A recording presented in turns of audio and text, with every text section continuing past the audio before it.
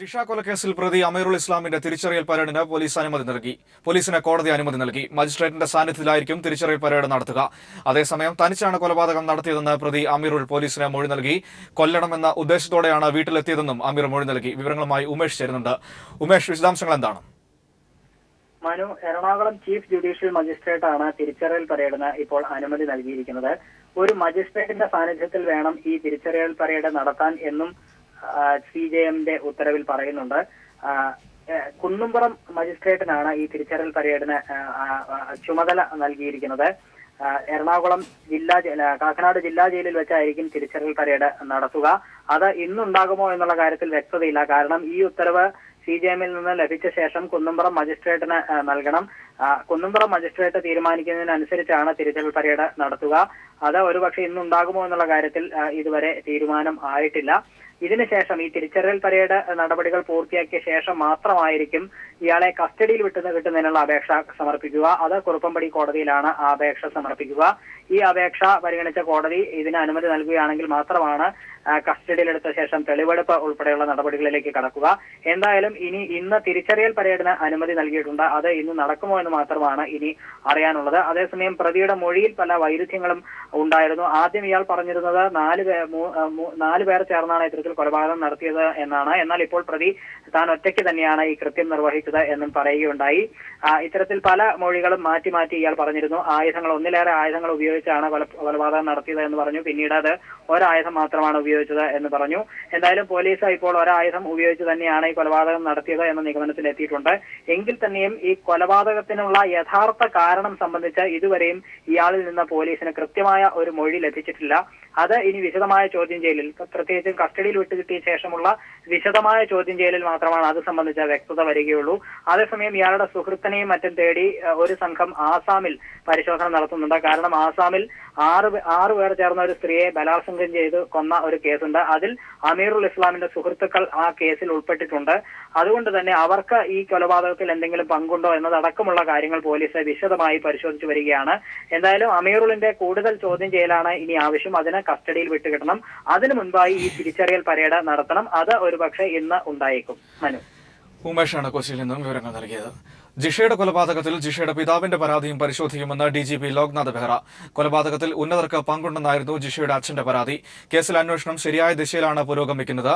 പ്രതി അമീറുൽ ഇസ്ലാം ഒറ്റയ്ക്ക് തന്നെയാണ് കൊലപാതകം നടത്തിയതെന്നും DGP പറഞ്ഞു. അക്യൂസ്ഡ് ഇപ്പോൾ ജുഡീഷ്യൽ കസ്റ്റഡിയിലാണോ, നമുക്ക് കുറച്ചുകൂടി പ്രൊസീജിയറൽ കാര്യങ്ങൾ ചെയ്യാനുണ്ടോ, അത് കണ്ടിട്ട് ഞങ്ങൾ പറയാം. അപ്പോൾ കാരണം നമ്മുടെ ഈ ഇൻട്രോഗേഷൻ ഇതുവരെ പൂർത്തിയായിട്ടില്ല. പിന്നെ കാര്യങ്ങളൊന്നും നോക്കിയിട്ട് മാത്രം നമുക്ക് എന്തെങ്കിലും റിയാക്ട് ചെയ്യാമല്ലോ. കുട്ടിയുടെ ഫാദർ കുറച്ച് അലിഗേഷൻ ഉണ്ട്. That also will be taken into account while doing the investigation. പക്ഷേ ഇതുവരെ ഞങ്ങളെല്ലാം ഓൺലി പ്രിലിമിനറി സ്റ്റേജിലാണോ. ഇപ്പോൾ സത്യം ചോദിച്ചാൽ ടോട്ടൽ ഒരു ഇൻട്രോഗേഷൻ ഡീറ്റെയിൽഡ് ആയിട്ട് നമുക്ക് ചെയ്തിട്ട് അതിൽ സ്റ്റേറ്റ്മെൻറ്റ് എടുത്താണ് ഈ കാര്യങ്ങൾ ഞങ്ങൾ പൂർത്തിയാക്കിയിട്ടില്ല. ഞാൻ ഒരു ഇൻവെസ്റ്റിഗേഷനിൽ ഇതുവരെ ഞാൻ ഒത്തിരി ഇൻവെസ്റ്റിഗേഷൻ പല സ്റ്റേറ്റിൽ വിദേശത്തിൽ പോലെ ചെയ്തിട്ടുണ്ടോ. ഞാൻ ഇതൊരു പ്രസ് കോൺഫറൻസ് വിളിച്ചിട്ട് ഇൻവെസ്റ്റിഗേഷൻ്റെ കാര്യങ്ങളും ഞാൻ ആർക്കും പറഞ്ഞിട്ടില്ല. അത് എൻ്റെ ഇത് പ്രകാരം അത് കറക്റ്റ് അല്ല. അന്യസംസ്ഥാന തൊഴിലാളികളിൽ അധികവും മദ്യത്തിനും മയക്കുമരുന്നിനും അടിമകൾ. കഴിഞ്ഞ 6 മാസത്തിനിടയിൽ 42 കേസുകളാണ് ഇവർക്കെതിരെ പെരുമ്പാവൂർ എക്സൈസ് എടുക്കുന്നത്. കോടികൾ വില വരുന്ന ബ്രൌൺ ഷുഗറും കഞ്ചാവുമാണ് ഇവർക്കിടയിൽ വിറ്റുവരുന്നത്.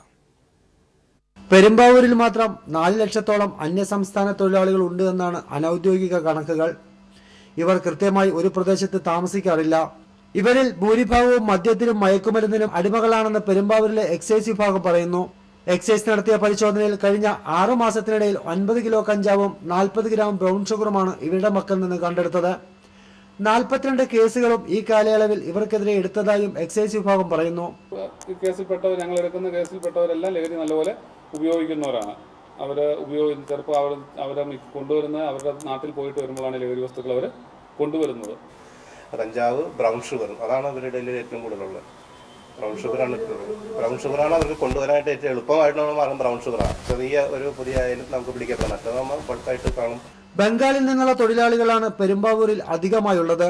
അക്രമവാസന കാട്ടുന്ന ഇവർ ലഹരിക്കടിമയാകുന്നതോടെ ക്രൂരമായ കൊലപാതകം വരെ നടത്തുന്നു. ജിഷയുടെ കേസിലെ പ്രതിയും മദ്യത്തിനും മയക്കുമരുന്നിനും അടിമയായിരുന്നുവെന്നാണ് സുഹൃത്തുക്കൾ പോലീസിന് നൽകിയ മൊഴിയിൽ പറയുന്നത്. 1 കിലോഗ്രാം ബ്രൗൺ ഷുഗറിന് 1 കോടിയിലധികം രൂപയാണ് വില വരുന്നത്. ഇത് വ്യാപകമായി കേരളത്തിലെത്തിക്കുന്നതും അന്യസംസ്ഥാന തൊഴിലാളികളാണെന്നാണ് എക്സൈസ് പറയുന്നത്.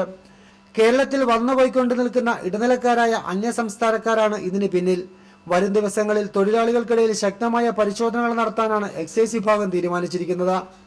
Shajahan, news bureau, Alappuzha. കൊച്ചി മെട്രോയുടെ ഭാഗമായി നടപ്പാക്കുന്ന സംയോജിത ജലഗതാഗത വികസന പദ്ധതിക്കുള്ള അന്തിമ കരാറിൽ ഒപ്പുവച്ചു.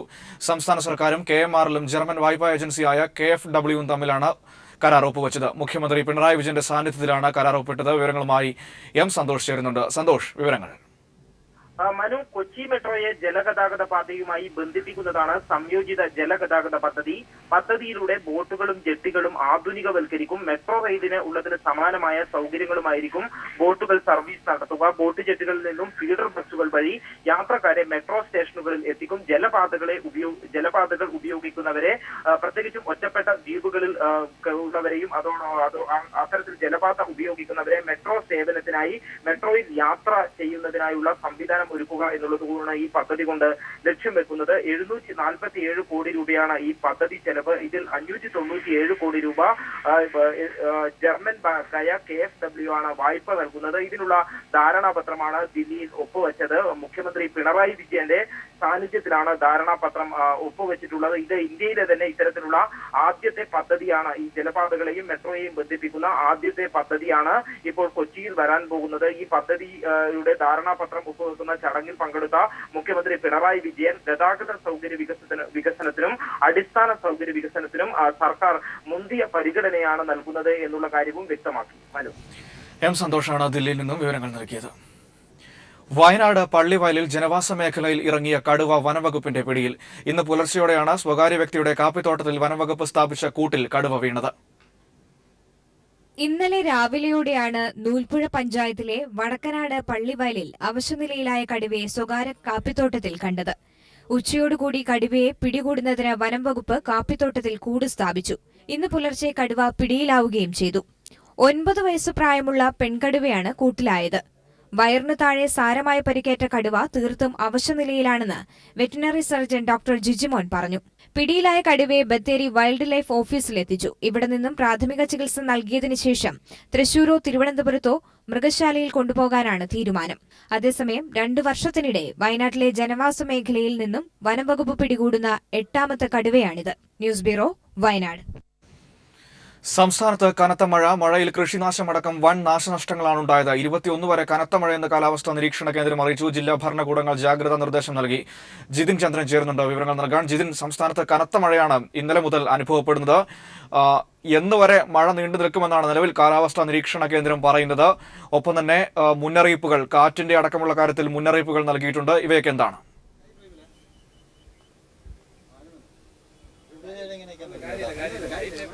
കാലാവസ്ഥാ നിരീക്ഷണ കേന്ദ്രം നൽകുന്ന ഏറ്റവും പുതിയ റിപ്പോർട്ട് 22 വരെ സംസ്ഥാനത്ത് ഉടനീളം ശക്തമായ മഴ തുടരും എന്നാണ്. കഴിഞ്ഞ ദിവസമാണ് സംസ്ഥാനത്ത് കാലവർഷം സജീവമായത്. അല്പസമയം മുമ്പ് വരെ ശക്തമായ മഴയാണ് തിരുവനന്തപുരത്ത് അടക്കമുള്ള എല്ലാ ജില്ലകളിലും പെയ്തുകൊണ്ടിരുന്നത്. 12 സെന്റിമീറ്റർ വരെയുള്ള മഴ ഇന്നലെയും ഇന്നുമായി പലയിടങ്ങളിലും പെയ്തിട്ടുണ്ട്.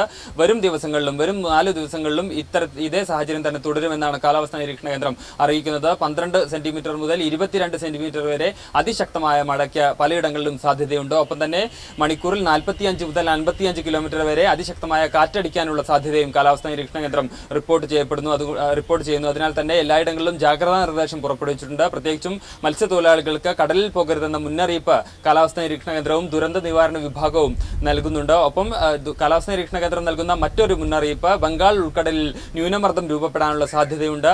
അങ്ങനെയാണെങ്കിൽ ന്യൂനമർദ്ദം രൂപപ്പെട്ടാൽ വരും ദിവസങ്ങളിൽ മഴ കൂടുതൽ ശക്തമായുള്ള സാധ്യതയും കാണാൻ തോന്നുന്നുണ്ട്. ഒപ്പം തന്നെ സംസ്ഥാനത്തുടനീളം മഴയുണ്ടാകുന്നതിന് പുറമെ രാജ്യത്തിന്റെ മറ്റിടങ്ങളിലേക്കും കാലവർഷം വ്യാപിക്കുമെന്നും കാലാവസ്ഥാ നിരീക്ഷണ കേന്ദ്രം അറിയിക്കുന്നു. കഴിഞ്ഞ ദിവസം തന്നെ സംസ്ഥാനത്തുടനീളം വ്യാപകമായ നാശനഷ്ടമാണ് മഴയിലും കാറ്റിലും ഉണ്ടായിരുന്നത്. മരം ഒടിഞ്ഞു വീണ് ഒട്ടേറെ വീടുകൾ തകർന്നിരുന്നു. വൈദ്യുത ബന്ധം ആകമാനം തകരാറായിരുന്നു. താഴ്ന്ന പ്രദേശങ്ങളിലും ഒപ്പം മലയോര മേഖലകളിലും വലിയ നാശനഷ്ടങ്ങളുണ്ടായി. വലിയ കൃഷിനാശം വിവിധയിടങ്ങളിൽ നിന്നും റിപ്പോർട്ട് ചെയ്യപ്പെട്ടു. തീരദേശ മേഖലയിൽ കടൽക്ഷോഭം കാരണവും ശക്തമായ കാറ്റ് കാരണവും കുറെ വീടുകൾ വീടുകൾ തകരുന്ന സാഹചര്യമുണ്ടായി. സമാന സാഹചര്യം വരും മണിക്കൂറുകളിലും ഉണ്ടായേക്കാമെന്ന മുന്നറിയിപ്പാണ് ദുരന്ത നിവാരണ വിഭാഗവും സംസ്ഥാന സർക്കാരും എല്ലാം പുറപ്പെടുവിച്ചിട്ടുള്ളത്. ഒപ്പം തന്നെ ജില്ലാ ഭരണകൂടങ്ങൾക്ക് പ്രത്യേക ജാഗ്രതാ നിർദ്ദേശവും നൽകിയിട്ടുണ്ട്. വിവിധ വകുപ്പുകൾ ഏകോപിപ്പിച്ച് പ്രവർത്തിക്കണമെന്നാണ് സംസ്ഥാന സർക്കാർ നിർദ്ദേശം നൽകിയിരിക്കുന്നത്. പൊതുമരാമത്ത്, ജലവിഭവ, റവന്യൂ വകുപ്പുകളെ ഏകോപിപ്പിച്ചുകൊണ്ട് ജില്ലാ കളക്ടർ പ്രവർത്തനങ്ങൾ നയിക്കണമെന്നാണ് സംസ്ഥാന സർക്കാർ നൽകുന്ന നിർദ്ദേശം. എന്തായാലും 22 വരെ ശക്തമായ മഴ സംസ്ഥാനത്ത് തുടരുമെന്നാണ് കാലാവസ്ഥാ നിരീക്ഷണ കേന്ദ്രം നൽകുന്ന അറിയിപ്പ്. ജിതിനാണ് വിവരങ്ങൾ നൽകിയത്. സംസ്ഥാനത്ത് കനത്ത മഴയാണ് അനുഭവപ്പെടുന്നത്. വലിയ നാശനഷ്ടങ്ങളും ഉണ്ടായി. 22-ാം തീയതി വരെ വലിയ മഴയുണ്ടാകുമെന്നാണ് കാലാവസ്ഥാ നിരീക്ഷണ കേന്ദ്രം മുന്നറിയിപ്പ് നൽകുന്നത്. മീൻപിടുത്തക്കാർക്കടക്കമുള്ളവർക്ക് കാറ്റടിക്കുന്ന കാര്യത്തിൽ വലിയ മുന്നറിയിപ്പുകൾ കാലാവസ്ഥാ നിരീക്ഷണ കേന്ദ്രം നൽകിയിട്ടുണ്ട്. ഇന്നലത്തെ കനത്ത കാറ്റിലും മഴയിലുമായി 100 കണക്കിന് നാശനഷ്ടങ്ങളാണ് തിരുവനന്തപുരം നഗരത്തിലും സമീപ പ്രദേശങ്ങളിലും ഉണ്ടായത്. ചെങ്കൽച്ചൂള ഫയർ സ്റ്റേഷനിൽ മാത്രമായി 2 മണിക്കൂറിനിടെ സഹായം ചോദിച്ചെത്തിയത് 120-ലേറെ കോളുകളാണ്. 50 വർഷത്തെ ഫയർ സ്റ്റേഷന്റെ ചരിത്രത്തിൽ ആദ്യമായിട്ടാണ് ഇത്രയധികം പരാതികൾ ഒരേ ദിവസം ഇവിടെ തേടിയെത്തുന്നത്.